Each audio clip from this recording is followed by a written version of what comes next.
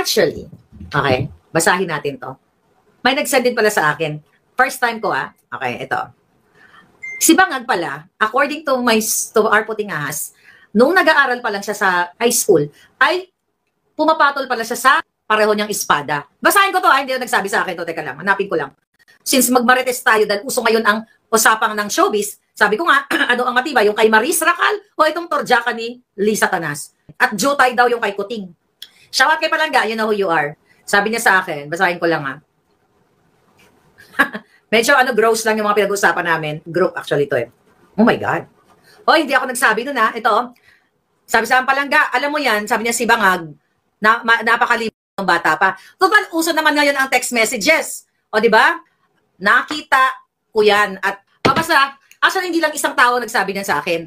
Wala naman sana tayo dito kasi personal na ito. Pero kasi, presidenteng Bangag to. Kung ordinaryong tao lang ito, wala naman tayo pakala, magtsoktsakan kayo, magbaliktaran kayo. Ang problema, itong mga nakaraan na si Bangag pala ay pumapatol sa espada, according to mga puting ahas natin, tapos ngayon, kaya naman siguro hinayaan niya si Lisa Tanas na nakikipagtsoktsakan sa iba kasi jutay lang daw itong si Bangag jutay lang kanyang pototoy. Parang nakwento ko na to dati sa inyo. Ito kasi mga kwento ng mga kaklase nila. Yung isang nagkwento sa akin, kaklase, ito malapit to kay Imelda, personality ito, kilala to siya, yung nag-message sa akin. At ito kasama niya pa 1980s pa. Ayan hindi ko na pwede basahin lahat ng message niya kasi baka malukit siya, baka magurgor.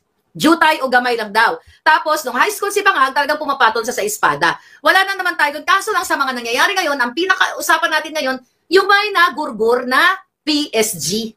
Sino kaya yun? Yung sumukcha kay Bangag. Malay ko, hindi ko naman lahat kilala yung mga basketball player Okay, kilala niyo ba yun? Basta nag-iimbita daw ng boylet si Bangag. Uy, Bongbong, ang kapal ng putang. Hindi ka lang pala tirador ng pulburon, tirador ka rin ng boto. Diba? Hindi na siya tirador ng pulburon, tirador pa ng boto. Sabi ko nga, yung mga personal na kajotahan nila, kung hindi nila hawak ang kaban ng bayan, wala tayong pakialam. Kaso may mga nagugurgur, may mga nagugutom, may mga naaanod sa baha. Imagine nyo, Paskong-Pasko ngayon. Ang mga bahay nyo hanggang ngayon hindi pa nakakatayo. Ang mga pamilya nyo na nasa Bicol, doon yung binaha, hindi pa nakikita. Samantalang itong mga ito, nag-orgy lang sa Malacanang. Kapalit pera-pera, sinungal-ngalan lahat. Pati mga PSG na, ito naman to si PSG. Dapat imbisigahan. Sino yung nagurgur? Dalawa na ang nagurgur? Sino itong PSG na tumira kay Lisa Tanas? According to our puting ahas, at hindi lang isang PSG, some. 3 4 Ilan? Sino pa ang nagugurgur na PSG? Kitang-kita nung araw ng kagitingan na hinayaan nyo lahat na ang presidente yung Bangag ay nagbolboron. Araw ng kagitingan, seryosong usapan, pinabayaan ninyo ng PSG, binigyan nyo lang ng panyo. So noon pa pala, marami ng red flag itong si Bangag. Ito kasama niya 1980s pa. Malapit kay Imelda, hindi lang daw nagpupulboron, tumitira pa ng buli. Tapos siya pala nagpapatira, hindi siya tumitira. Ano ba 'yon? Top o bottom? Pag top, so ano si Bangag? Educate me, mga baklos. Kapag top, ikaw yung umaayuda, di ba? Kapag bottom, ano ka? Pag bottom, ikaw yung tinitira, ganon? I don't know, kasi hindi ko pa naranasan yun Oh my God. Hindi ko pa ano yung top? Educate me.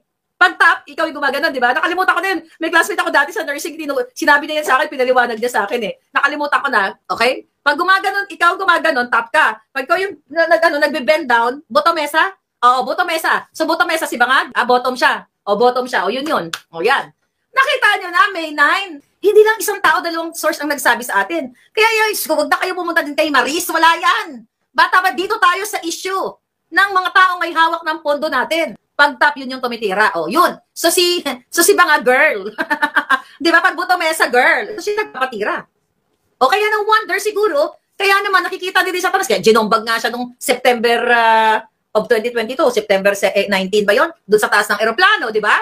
Anong gusto nyong topic? Si Maris o dito kayo? Huwag nyo na yun. Hayaan nyo na yun. Mga bagets pa yung mga yun. Sa akin lang, mga palangga, ibig mo sabihin, Maharlika, kung si Duterte ay kamay na bakal, si BBM ay kamay na bakla, wala namang problema tayo sa bakling. Kasi may mga kamag-anak akong bakling. Kayo, mga bakling. Ako din bakling. The point here, mga kababayan, babalik tayo. Sino ba itong namumuno sa atin? Bakit ang inaatupag nila, si Sara, 125 million, confidential fund, da. At ang ginagamit ni Lisa, mga rebuilding makakaliwa, pinuksak na yan ni Duterte, ni PRRD, NTFL CAC. Ay, may itsura nga itong ano. Oh, pwede no. May nag-send sa akin, si Ma'am Helen. Yung ano daw, yung tumitira kay Bangag, may itsura daw. Huwag natin pakita yung picture. Papayag na lang ba kayo ng presidente nyo? Ang presidente nyo, Boto Mesa. Ayan, bago yan. Papayag ba kayo presidente nyo, Boto Mesa at Under Disaya? Boto Mesa, Polboronic, Under Disaya. Kaya tinutorjak-torjak ni Lisa. Pero habang tayo dito ay nagsasalita, mga kababayan, galit na galit tayo, sila ay tuwang-tuwa sa pagnanakaw sa kaban ng bayan. Patuloy nilang nilulustay ang pera ninyo. Si Bangag, Boto Mesa, Lisa Tanas, bottoms up. Ay, oo nga, no? Zaralina, okay, gawa nyo ng meme. Si Bangag, Boto Mesa. Si Lisa Tanas, bottoms up ng alak. Ay, hindi lang bottoms up, hindi lang siya nagbo-bottoms up ng alak. Pati pera ninyo, bino-bottoms up nila, inuubos nila. Boto Mesa ang adik, sabi ni Jim. Hoy, Bangag, balita ko, nagpapatira ka daw. Sa CR daw, yung isang nagsabi sa akin, na-mention ko na yan, sa dami-dami ng information natin, I hope maalala ko lahat yan. Pero naka-record naman lahat yan eh. Kunin lang natin sa files natin. Basta, ano daw siya. According to my source, Boto Mesa daw siya. Ewan ko kung sinong player yon. Kilala niyo ba yon? Kasi ako hindi ko siya kilala eh. So I don't know about it. Dahil di ko naman kilala lahat ng basketball player. Although nanood din ako ng basketball dati, tanggalin na natin. Ngayon, balik-balikan natin. Pwersa, itag ninyo ang Quad Committee. Baka daw po gusto nyong paimbestigahan yung panibagong na PSG na jowa daw ni Lisa. According to Maharlikas Puting Ahas. I did not say that. But according to our Puting Ahas, nandyan ang screenshot na ibinigay sa atin. Okay? So tanungin natin kung sino na naman yung nagurgur na PSG. Sino ang nagpagurgur? Si Lisa ba o si Bangag ba? Nagurgur ba siya dahil hindi nasarapan? Paano siya nagurgur? O baka sinakal ni Lisa dahil magaling siya sumakal, di ba? Remember, Atty. Glenn Chong's testimonya na namatay ang internet, doon habang nagme-meeting sila, sinakal niya ang kanyang staff. So baka dahil di siya nasarapan, gano'n niya. Sige pa. Baka gumanon siya. Sige pa, isagat mo. Kaso siguro, baka eto lang kalit, baka cocktail lang, hindi nakaabot, sinakal siya. Baka pwedeng gano'n. Pwedeng angle na gano'n, di ba? Pwedeng angle. O baka pwede rin, habang nagdudu sila, nag-lock, tapos na ospital, itikinubli lang sa taong bayan, ang daming pwede nating angulo, alam niyo naman tayo, di ba? Kung ako mag-iimbestiga ng crime, titignan natin kung may pumilandit ba na dugo.